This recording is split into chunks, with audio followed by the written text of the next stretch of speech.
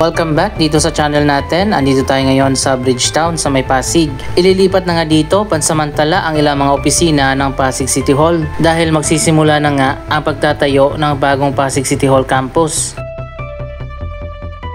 Isang bagong government center complex na itatayo na papalit sa kasalukuyang Pasig City Hall.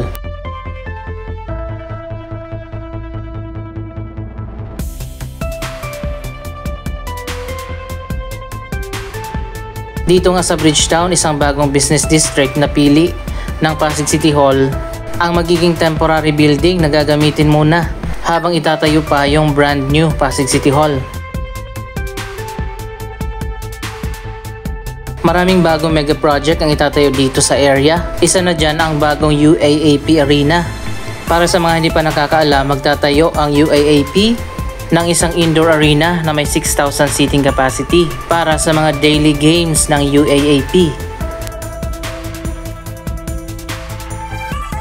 Ang exact location ay hindi dito sa loob ng Bridgetown kundi dyan sa tapat yung malawak na property na yan na maraming puno pa sa ngayon. Dyan itatayo ang arena. Samantala, ito na ngayon ang latest na progress. Malapit na ngang simulan ang pagtatayo ng bagong Pasig City Hall Campus Complex. At ngayon nga ay minamadali na matapos itong building na gagamitin muna temporarily bilang bagong Pasig City Hall.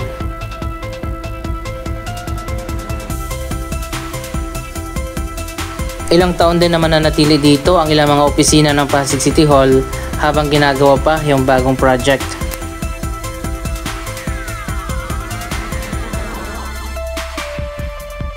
Andito tayo ngayon sa Bridgetown Football Field.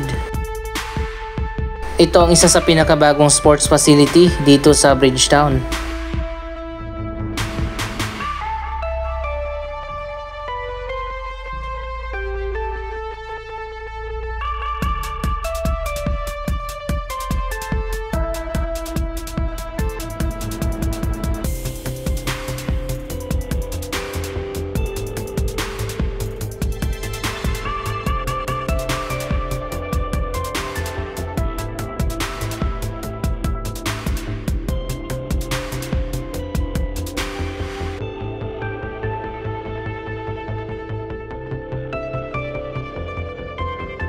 So ayun guys, dun sa kabila makikita natin ang temporary Pasig City Hall building.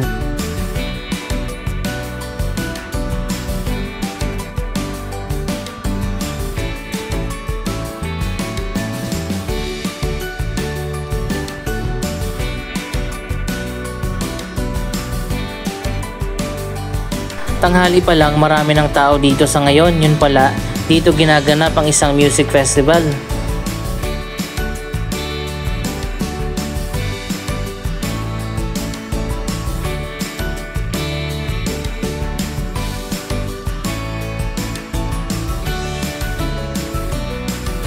Unti-unti na nagiging popular venue ang Bridgetown sa iba't ibang mga live events.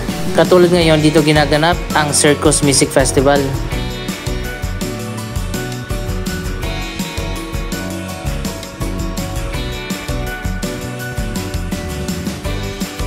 Grabe, ang daming tao sa ngayon, ang haba na ng pila. Iba't ibang sikat na mga artist at mga banda ang magpe-perform dito sa Circus Music Festival.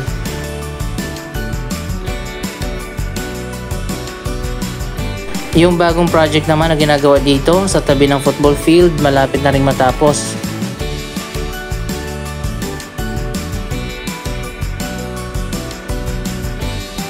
Dito naman sa kabila ang obstacle course. Mas okay na dito ganapin yung mga music festival sa Pasig City kumpara sa Clark o di kaya sa Alabang, sobrang layo. Kaya pala maraming tao dito sa ngayon sa night market.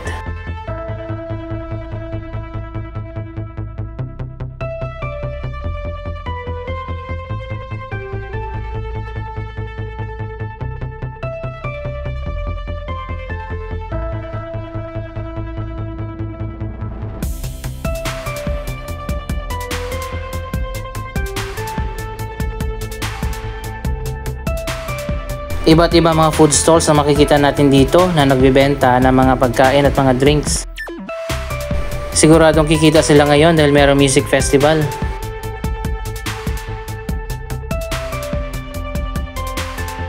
Ayan, makikita nyo naman mas lalo pang dumami yung mga tao. Nagsimula na mag-perform yung mga sikat na banda dyan sa loob.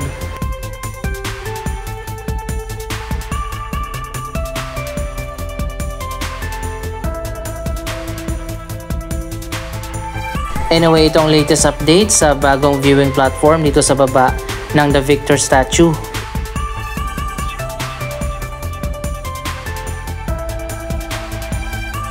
Malapit na pala itong matapos.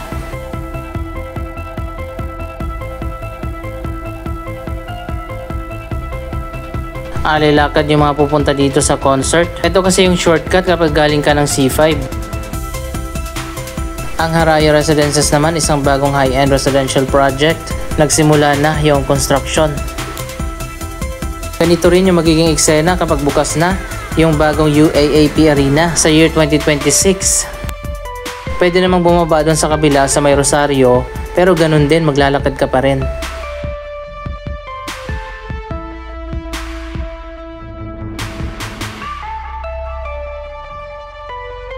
Ito na yung progress sa likod ng viewing platform. Ngayon ko lang na-realize bakit yung Victor statue ay nakaharap doon imbes na dito. Kasi nga yung harap niyan ay yung open area na gagamitin sa iba't ibang mga live events katulad ng concert.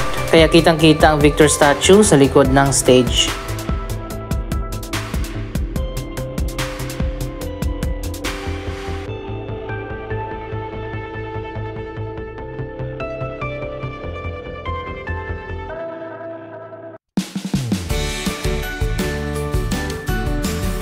Sa kabila naman ang Bridgetowne West na sakop ng Quezon City. Malapit na maging fully developed yung area na yan. Isang project na lang yung itatayo, ang bagong Hotel 101.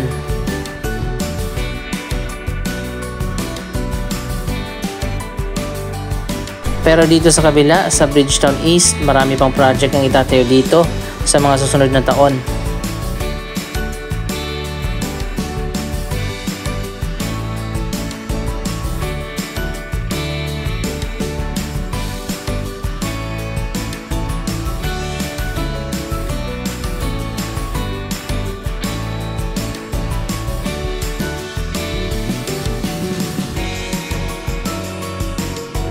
Dito pala itatayo yung bagong Hotel 101.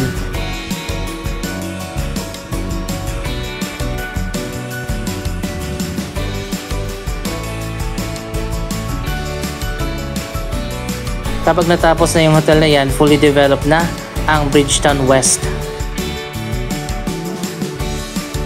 Mas maliit lang yung area ng Bridgetowne West.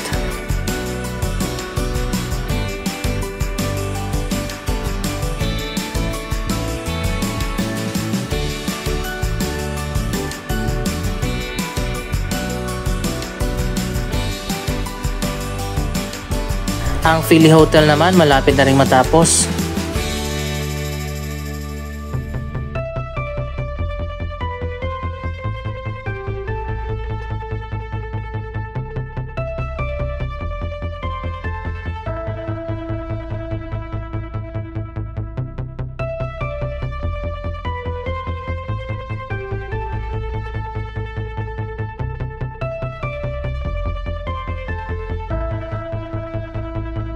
Ang ganda na dito sa driveway ng Philly Hotel.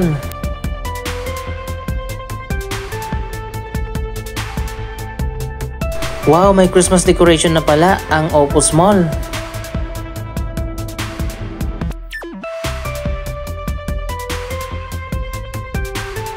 Isang giant Christmas tree ang inilagay dito sa atrium.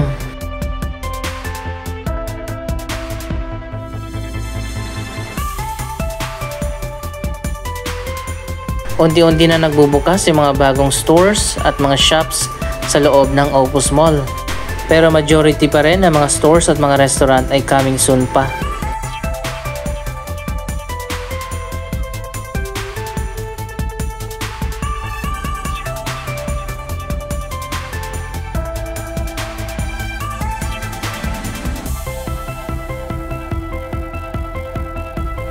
Ito naman ang view sa likod ng mall kapag nandito ka sa taas sa may food court.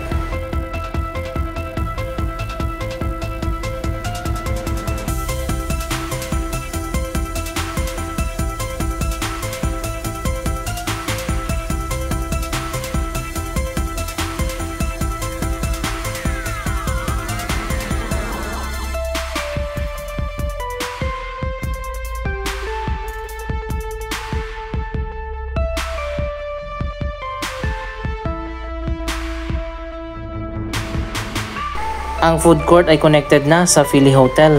Kaya naman napakaganda ng interior design ng food hall dito. Isa pa sa atraksyon ng Opus Mall ang Central Plaza. Dito yan sa 4th floor.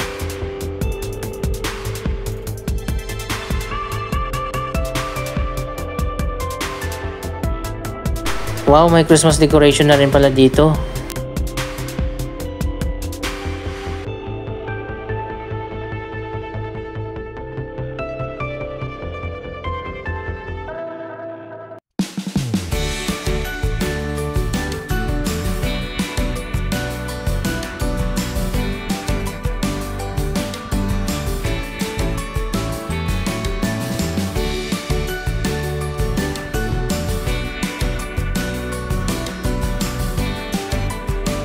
Dito naman sa taas, merong Sky Garden.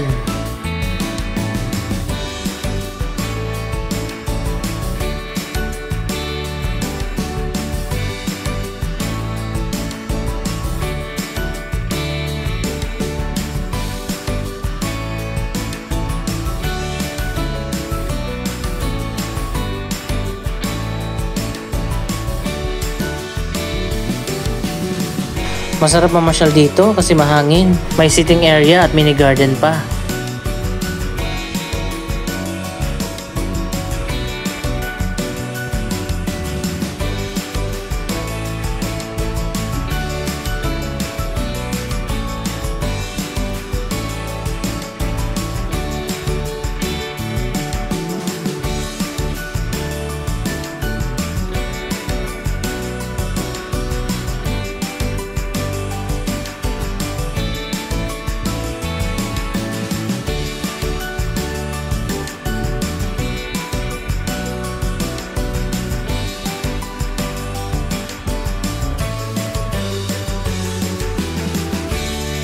May chapel din dito sa taas.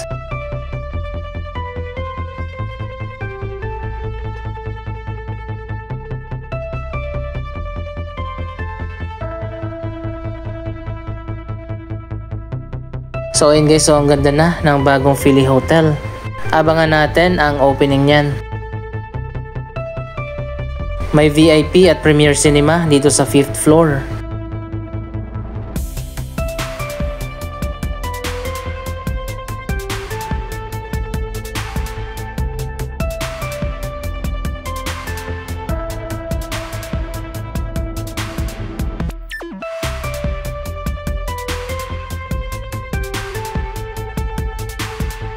Medyo matao na rin ng konti dito sa loob ng Opus Mall.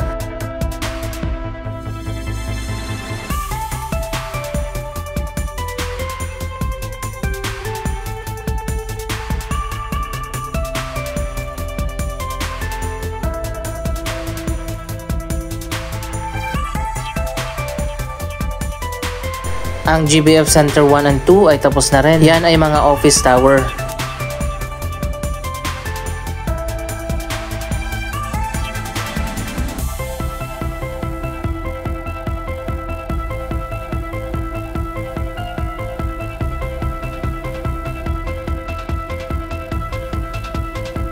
Napakaganda talaga at kakaiba yung exterior ng Opus Mall.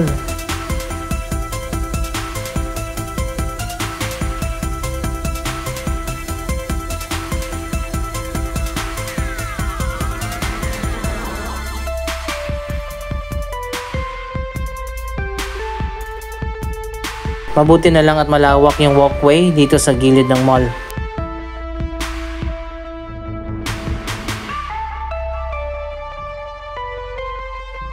Andito tayo sa kabila sa GBF Center. May tenant na rin yata yung mga office building dito.